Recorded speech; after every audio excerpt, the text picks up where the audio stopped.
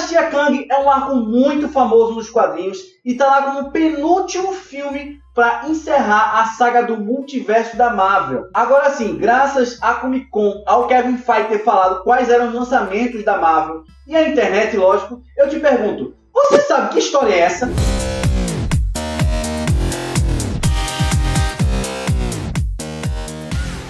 Fala, man! Tranquilo? Natan na área, sejam muito bem-vindos a mais um vídeo do canal Natan na Mente. E olha, quando se abre o leque do multiverso, a porta das esperanças abre para as oportunidades. Só não pode vir macaco, hein? Macaco! Olha o macaco! A gente conheceu uma variante do Kang, que segundo ele foi a primeira variante, e ele era o chefe da VT. Ele conseguiu organizar, meio que do jeito dele, toda a linha temporal e organizar um mundo sem guerras por milênios.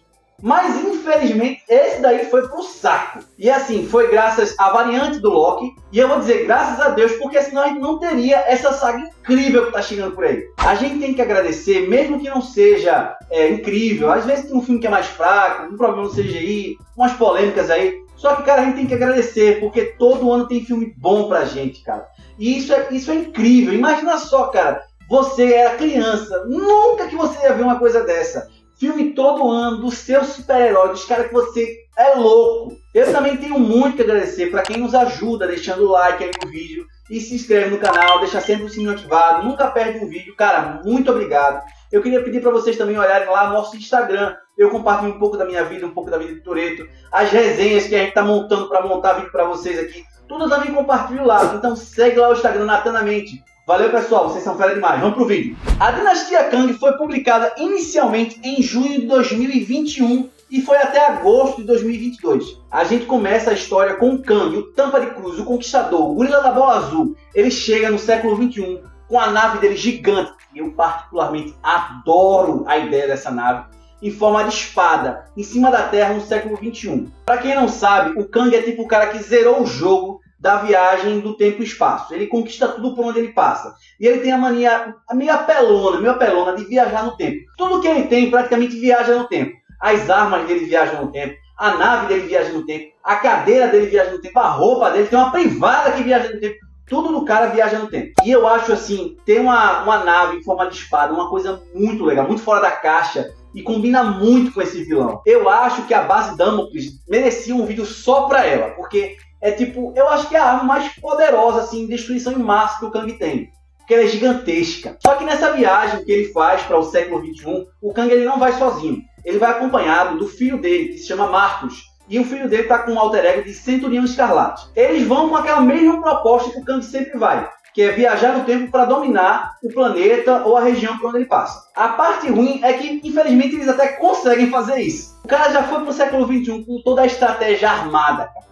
Joga demais. Ô, filho de uma égua pra jogar. O Marcos, nessa história, ele veste o manto de Centurião Escarlate. E pra quem não sabe, o próprio Kang, depois de ser o faraó Ramatut, ele também usou esse alter ego. Ele também se denominou Centurião Escarlate, depois de ter uma reunião de coach com o Doutor Destino. Então eu acho que pro Kang botar o nome do filho dele de Centurião Escarlate era muito fácil, porque eu acho que ele já devia ter as roupas separadas, uma ararinha cheia de roupinha vermelha. Para ele era muito fácil fazer aquilo ali. Tudo começa quando o Kang pega a nave dele gigantesca e joga aquela espada gigante em cima do prédio da ONU. E lógico, uma nave gigante desse tamanho indo em direção à Terra não ia passar despercebida. Logo, os Vingadores veem a nave e já chamam o Kang e desce todo mundo forró. Só que a coisa começa a ficar estranha quando os Vingadores pensam que está todo mundo morto.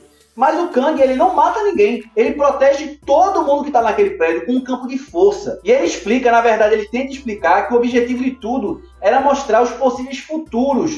Ele tem tipo um data show. O Kang, ele tem um data show que consegue projetar vídeos no espaço, assim. Você, tipo, tá aqui, nada, e ele consegue projetar um vídeo aqui. Tipo, ele pode usar isso para fazer um slide, apresentar um PowerPoint. É coisa de quem vem do futuro. É tudo inovador, é tudo coisa chique. Então o Kang vem e mostra todos esses possíveis futuros e a devastação que vai acontecer. Tudo indica, tudo parece que o Kang quer proteger a Terra. O Kang veio para ajudar, ele veio por Salvador. Só que eu pergunto, por que destruir o prédio então? Se era só para dizer o que ia acontecer? Chegava, contava para que veio, mostrava o videozinho lá, o PowerPoint, e não destruía nada, deixava o prédio lá, né? É verdade.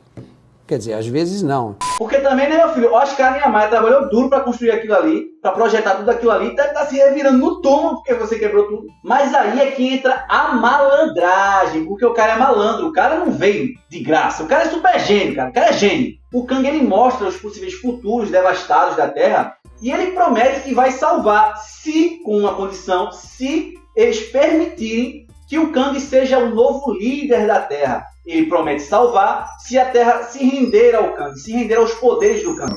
Cala a boca, Túlio! Já entendi agora. Hã?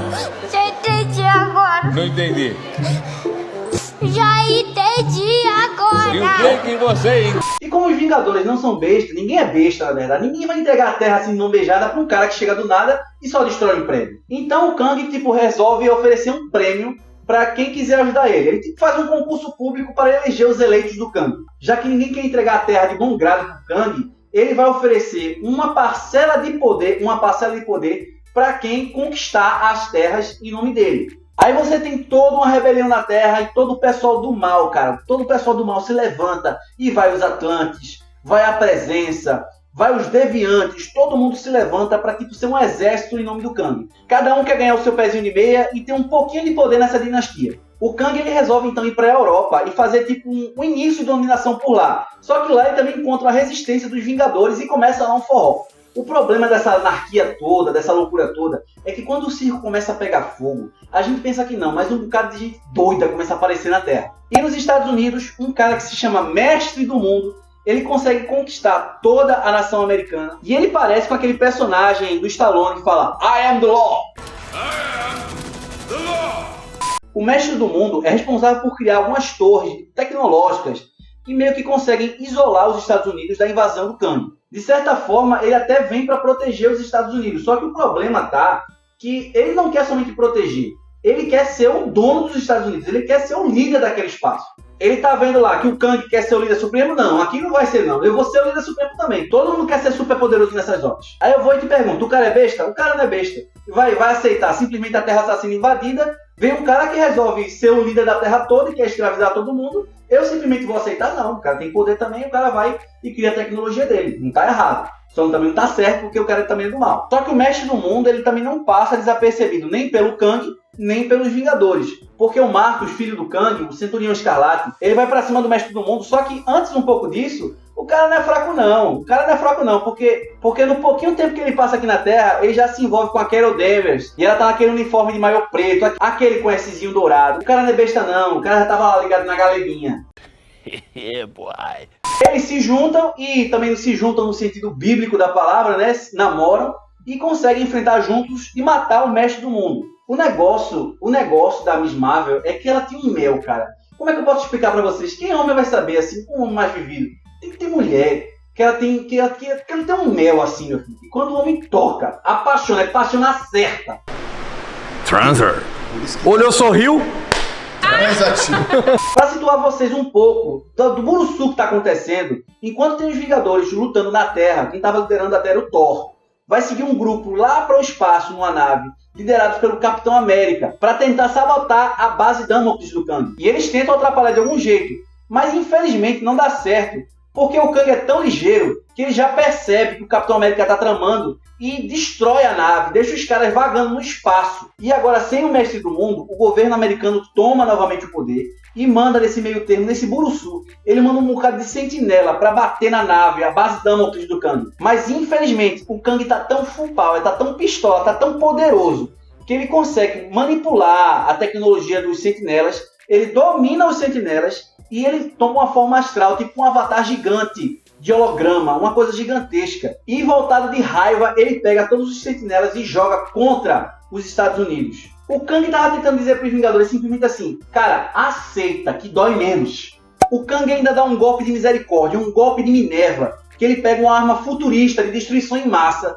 e atira ela contra o Washington. Eu acho que a palavra que melhor descreve essa cena nos quadrinhos é um grande extermínio genocida. Depois que o Thor percebe que ele não consegue proteger aquelas pessoas, que simplesmente ele vê os corpos no chão, destruídos, devastados, o cara não consegue segurar as lágrimas e o choro. Ele simplesmente percebe a derrota para ele e ele sente toda aquela perda de todas aquelas pessoas. Aquela página de quadrinhos vira uma obra de arte de expressão de tristeza e um marco na história dos quadrinhos, porque aquela cena do Thor chorando nos esqueletos das pessoas mortas é incrível. Agora o mundo não tem mais alternativa. Kang é a nova realidade de Supremo Conquistador da Terra. Ele praticamente venceu o jogo. Ele venceu. Dos Vingadores na Terra sobra somente a Vespa como Vingadora conhecida. E o Kang é tão ruim, que ele exige a humilhação dos heróis. Ele faz com que a Vespa, como representante dos Vingadores, ou a única Vingadora que sobrou, ela assine um termo de rendição que praticamente entrega a Terra todinha para o Kang. Para o Kang não basta ganhar, não basta somente conquistar. Ele tem que conquistar e tem que humilhar quem perdeu. E quando tudo parecia ter chegado ao fim, no meio do espaço, com os Vingadores lá em cima, aparece um cara chamado Quasar. Mas aí você me pergunta, Maratana, quem é Quasar? Calma que eu explico. Quasar é um cara que possui 2 braceletes alienígenas que tem poderes quânticos. É um cara que ele pode manipular a energia, absorver, moldar o corpo, solta energia, é super poderoso, só que cadê esse cara na hora do vamos ver? Cadê esse cara na hora do forró? Todo mundo morrendo, cadê esse cara? Ele resgata o Capitão América e todos os outros que estavam com ele e fala que a Terra foi completamente devastada, foi dominada pelo Kang e todos os heróis foram presos. Enquanto isso, o Kang com seu filho, Centurião Escarlate, o Marcos, está lá na Terra comemorando, tomando seu coquetel, tomando seu champanhe, comemorando a vitória, a conquista da Terra. Só que não é bom comemorar tanto, porque o Thor ele consegue juntar uma patoquinha dele e ele vai resgatar os Vingadores que ficaram presos. O Thor, junto com alguns remanescentes Vingadores, ele passa a usar a tecnologia do Mestre do Mundo e usa a base do Mestre do Mundo como base secreta dos Vingadores. E tenta usar toda aquela tecnologia para combater a base Damocles do Kang. Só que o Kang não é besta nem nada. E ele fala o seguinte, se vocês tentarem fazer alguma coisa, para cada hora que passar, ele vai soltar uma investida, um ataque gigantesco contra uma cidade da Terra. Simplesmente isso. E ele vai fazer isso até que todo mundo se renda, mas os Vingadores não querem saber. Eles usam a tecnologia do Mestre do Mundo mesmo assim. O problema do Kang começa a crescer a partir daí. Porque os povos que antes se aliaram a ele para conseguir um pouquinho de poder, começam a se voltar contra ele. Então todos aqueles povos, os Atlantes, os Deviantes, começam a se voltar contra o Kang. Então o Kang decide com o seu filho voltar para a base Damocles e administrar a guerra por lá. E como ele é conquistador, o cara é tampa mesmo, a nave do Kang ela localiza a antiga base do Mestre do Mundo, onde estão os Vingadores, e ele decide abrir fogo contra eles. Tudo parece que vai dar bom pro Kang, só que nesse meio termo o Capitão América aparece com o restante dos Vingadores e ele tá meio que utilizando a mesma tecnologia que o Kang utiliza, de avatar gigante, holográfico, lá no espaço. E os dois começam a cair na porrada franca no espaço. 2 avatares gigantes, um do Kang e um do Capitão América, lutando na porrada no espaço. O Kang até que se dá bem, só que durante a luta entre os dois, a nave do Kang continua sendo atacada. O pessoal da Terra não está de brincadeira não. Então a base Damocles, a grande espada gigante, começa a ser avariada. E o Kang tem que escolher, ou ele continua lutando contra o Capitão América, um holograma gigante, ou ele vai correr atrás do prejuízo e vai lutar com a grande massa que está batalhando contra a nave dele. O Conquistador ele percebe que a nave dele não está mais em condições de batalha, então ele resolve proteger o filho Marcos, colocando ele numa cápsula do tempo para que ele sobreviva. E como um bom capitão, ele decide morrer com sua nave e ficar para se sacrificar. A base Damocles ela está tão avariada que ela cai pegando fogo na Terra. E eu acho que essa é a arma kamikaze mais grandiosa que o Kang tem. Porque imagina só, se tudo der errado, ele simplesmente arremessa a nave gigante em forma de espada no planeta, onde ele quiser, e arrebenta com tudo. Os Vingadores que estavam lutando contra o Kang, sabotando a nave por dentro, eles conseguem sair antes que a nave caia na Terra e ficam aguardando lá, para ver na Terra o que é que vai acontecer com o Kang. Agora eu vou pedir para vocês comentarem aqui, comenta aqui embaixo, como é que vocês acham que o MCU vai adaptar a Dinastia Kang nos cinemas? Eu acho, assim, seguindo a lógica desses filmes finais de parte 1 e parte 2, que Dinastia Kang vai acabar com alguma catástrofe. Ou é o Kang soltando essa arma de genocídio em massa na Terra e o Thor chorando, ou então é a nave dele caindo na Terra. Agora eu quero que você comente aqui qual é a sua opinião. Comenta aí, eu quero ver tudo, hein? O Kang, como nasceu de bunda virada para a lua, ele consegue sobreviver à queda da nave gigantesca, ele sozinho sobrevive. E ele simplesmente fala para os Vingadores que estão lá esperando que ele não vai morrer sem lutar. Ele prefere morrer lutando. O Kang vai e enfrenta os Vingadores somente usando a espada dele. E o Capitão, como é um homem de honra, ele também segue sozinho para batalhar contra o Kang, mano a mano, e segue com seu escudo. Mas infelizmente para o Kang, dessa vez a vitória foi do Capitão América. O mundo logo depois comemora a vitória contra o Kang e o vilão fica preso. Só que o Kang ele não fica triste. Porque quando ele está preso, ele começa a realizar todas as conquistas que ele teve, todos os feitos, tudo que ele conseguiu fazer, e ele vê aquilo como um sinal de grande conquista. Poxa, zerei a vida, tipo o Thanos. Ele olha aquele grande jardim e ele descansa. Só que nem descansar na cadeia o cara consegue, porque o filho Marcos dele aparece numa cápsula do tempo e resgata o pai, levando ele para a nave dele. Já na sua nave, o Kang leva o Marcos para a sala particular dele. E nessa sala tem vários corpos. Na verdade, eram 22 corpos, e o Kang diz para o Marcos que ele não foi o primeiro. Antes dele haviam outras versões, só que elas não eram adequadas. Na verdade, a Marvel é uma grande fã da novela brasileira e tem essa mania de ficar fazendo personagens que fazem clones. Na verdade, em uma variante, um universo paralelo, o Kang, ele se chama Dr. Albieri.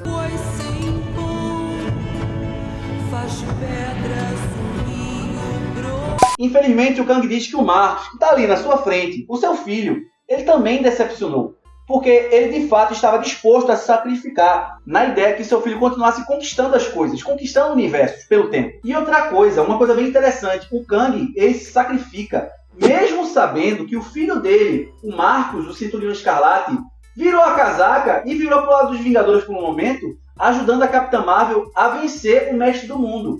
E foi por causa dessa vitória contra o Mestre do Mundo que toda a derrota do Kang se inicia. Toda a queda do Kang se dá depois disso. E mesmo assim, ele resolve se sacrificar pelo filho. Olha lá, hein? Como o Marcos teve a ideia de resgatar o pai, Kang não poderia seguir conquistando o mundo, conquistando todos os universos por onde ele passava, sabendo que estava levando um traidor.